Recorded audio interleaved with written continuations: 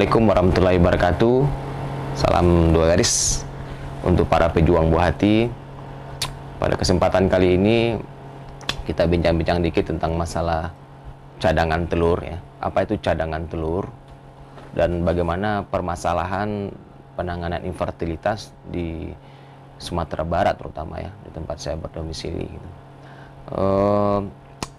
Telur ya, telur itu ada istilah telur, ada istilah indung telur gitu. Jadi indung telur ini kalau bahasa medisnya disebut dengan ovarium. Indung telur tersebut dimiliki oleh seorang wanita sepasang, yaitu kiri dan kanan, di mana indung telur tersebut memproduksi satu telur matang setiap satu siklus haidnya. Kenapa sangat penting kita bicara tentang indung telur ini atau tentang cadangan telur ini?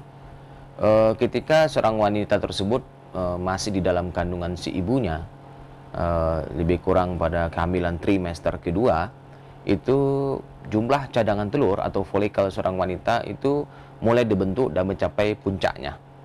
Lebih kurang ada sekitar 5 sampai dengan 6 juta folikel sel telur yang dibentuk pada janin yang berusia kehamilan 5 sampai dengan 6 bulan.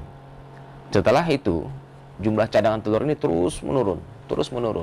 Sehingga ketika lahir, seorang wanita tersebut hanya tinggal membawa 1 sampai dengan 2 juta folikel saja ketika dia baru lahir ke dunia ya.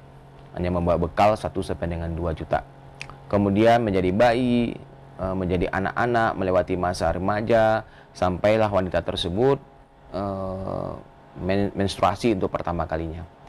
Ketika wanita tersebut menstruasi untuk pertama kalinya, maka jumlah cadangan folikel sel telur yang tertinggal itu lebih kurang hanya tinggal 500 sampai dengan 600 ribu. Kita lihat begitu signifikannya penurunan cadangan telur, yaitu dari ketika dalam hamil usia 5 bulan, 5 sampai 6 juta, ketika lahir tersisa 1 sampai dengan 2 juta, dan ketika dia menstruasi untuk pertama kalinya, hanya tersisa 500 sampai dengan 600 ribu saja folikel sel telur yang dibawa oleh wanita tersebut.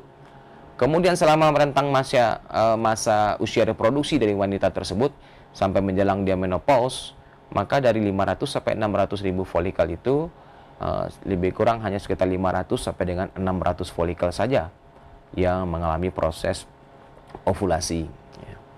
Jadi kenapa ini penting saya sampaikan? Karena memang cadangan telur ini sangat mempengaruhi terhadap kemungkinan atau terhadap peluang seorang wanita tersebut mendapatkan kehamilan selama program hamil. Satu hal mesti kita ingat dari informasi yang saya sampaikan ini adalah bahwa cadangan telur seorang wanita itu menurun seiring dengan bertambahnya usia. Penurunan cadangan telur wanita tersebut tidak bisa dihambat.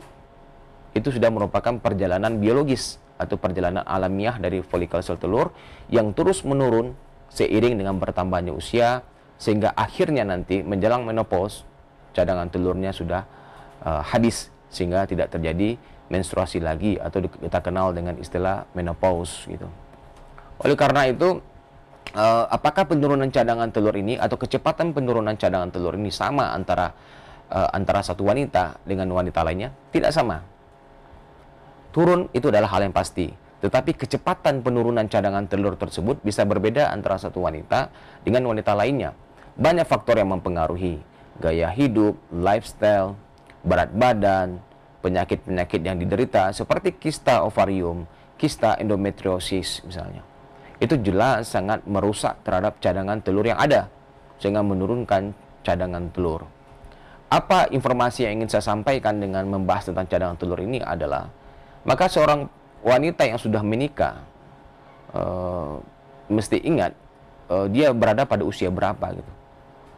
Idealnya wanita tersebut usia reproduksi itu berkisar antara usia 20 sampai dengan usia 35 tahun lah. Kalau di atas 35 tahun itu sudah terjadi penurunan yang cukup signifikan terhadap cadangan telur. Sehingga kalau dia menikah, dia mesti melihat dulu, saya menikah usia berapa gitu. Kalau saya menikah usia 35 tahun, artinya itu adalah kita sudah ada lampu kuningnya. Lampu kuning terhadap cadangan telur yang sudah menurun. Sehingga jangan lagi bermain-main, jangan lagi wasting time, jangan lagi melakukan pengobatan-pengobatan yang irasional atau yang tidak tidak apa yang akhirnya justru membuang-buang waktu dan menyebabkan usianya bertambah terus. Dan seiring dengan bertambah usia, cadangan telur juga menurun gitu. Ketika usia 38, 39 tahun barulah melakukan program hamil. Nah, pada keadaan demikian biasanya kita sudah kesulitan karena kita lihat cadangan telurnya sudah sangat menurun. Itu yang pertama. Yang kedua adalah yang penting ya, hal yang penting lagi adalah kalau kita semasa gadis sudah diketahui atau sudah didiagnosa menderita suatu kista atau sudah menjalani operasi misalnya, atau kita menikah usia terlambat, itu artinya adalah ketika setelah menikah itu sesegera mungkin harus memeriksakan diri untuk melihat apakah cadangan telurnya masih cukup atau tidak.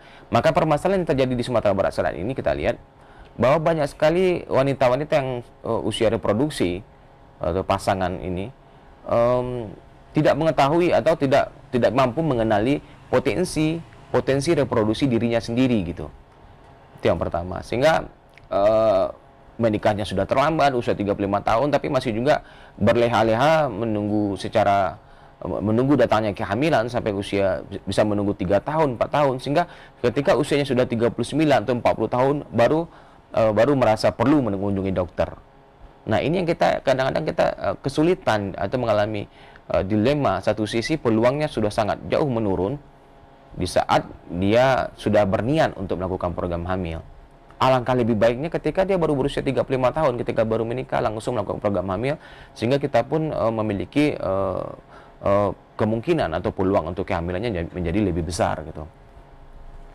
Kemudian yang kedua adalah masalah lainnya sering kita hadapi juga adalah seperti wanita tersebut biasanya ada perasaan malu untuk mengunjungi dokter fertilitas, baik itu dari pihak istri maupun pihak suami, sehingga kadang-kadang sengaja menutup diri dulu selama beberapa tahun. Kalau sudah lama, sudah di atas 5 tahun baru berkunjung ke dokter, sehingga rata-rata pasien di praktek itu rata-rata infertilitasnya sudah di atas 5 tahun baru berobat gitu, baru mengunjungi kita gitu. Kemudian biasanya si pasien tersebut mencoba mencari jalur-jalur alternatif gitu, seperti menggunakan pengobatan tradisional, pergi menggunakan obat-obatan herbal, kemudian berobat ke tempat-tempat atau ke dokter yang tidak sesuai keahliannya misalnya. Satu hal yang harus diingat oleh para sahabat semuanya ya, atau pasangan suami istri yang sedang berjuang untuk mendapatkan buah hati, bahwa kita bersyukur di Pulau Sumatera ini ada 2 fertility center. Itu di Padang sudah ada, itu namanya Morola IVF Padang. Jadi di sini kita merupakan pusat pelayanan terpadu gitu. Jadi semua kelainan-kelainan Bapak Ibu yang kita jumpai pada saat ke praktek bisa kita lakukan tindakan yang kita lakukan juga adalah tindakan minimal invasif, yaitu melalui laparoskopi. Misalnya adanya miom, adanya kista coklat atau kista endometriosis, atau adanya polip yang sering menyebabkan keguguran atau menyebabkan gangguan haid, itu bisa kita tangani dengan laparoskopi dan histeroskopi. Setelah kita tangani dengan laparoskopi, histeroskopi, kita lanjutkan dengan program hamil. Jadi satu pintu pelayanannya, semua kelainannya kita bereskan, setelah itu langsung kita lakukan program hamil. Oleh karena itu, jadi ada lagi informasi yang ingin saya bagikan bahwa memang kalau masalah fertilitas, masalah hormonal, masalah endokrin, atau masalah reproduksi, itu memang sebaiknya Bapak Ibu mengunjungi dokter yang memang ahli di bidang fertilitas, di bidang endokrinologi dan di bidang reproduksi, atau kita kenal dengan konsultan fertilitas, endokrinologi dan reproduksi. Jadi jangan menghabiskan waktu untuk berobat ke dokter-dokter yang memang bukan ahlinya. Terkadang sudah bertahun-tahun, bahkan seperti swalayan berkunjung ke dokter A, dokter B, dokter C, tidak jelas prosedur apa yang dilakukan. Kemudian sudah bertahun-tahun sudah minum obat ini itu, sudah lakukan prosedur macam-macam, tapi akhirnya tidak kunjung hamil. Waktu sudah terbuang cukup lama, prosedur yang dilakukan juga tidak jelas, dan dana yang dihabiskan juga cukup banyak gitu. Jadi bersyukur kita sudah ada fertility center, maka di sana saja kita sudah bisa melakukan pelayanan secara terintegrasi atau terpadu. Artinya semua kelainan Bapak Ibu bisa kita tanganin dan kemudian kita lakukan prosedur yang tepat gitu.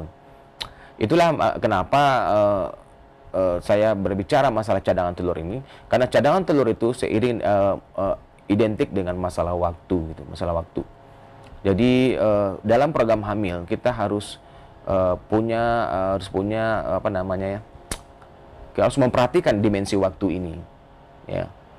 Jadi jangan lagi ada semacam pemikiran, nanti sajalah program hamil kalau sudah 5 tahun. Nikah nggak hamil-hamil juga, nanti sajalah ketika umur saya sudah 40 tahun, malulah saya ke dokter fertilitas nanti dibilang mandul, malulah mengunjungi dokter nanti ketahuan siapa yang salah. Kemudian antara suami dengan istri saling menyalahkan. Jadi tidak baik saling menyalahkan. Siapapun yang salah, baik laki-laki, pihak suami, pihak istri, tidak ada masalah lagi, artinya tidak ada masalah, kita akan tangani dua-duanya. Jadi antara suami dan istri tidak boleh saling menyalahkan. Yang kita cari di fertility center itu adalah solusinya, bukan mencari siapa yang salah. Berbagai macam program hamil bisa kita lakukan untuk mengatasi permasalahan ini. Asalkan ada niat yang benar dari pasangan suami istri itu, ada usaha yang keras, yang pantang menyerah, dan kemudian menyiapkan mental juga ya, untuk melakukan program hamil.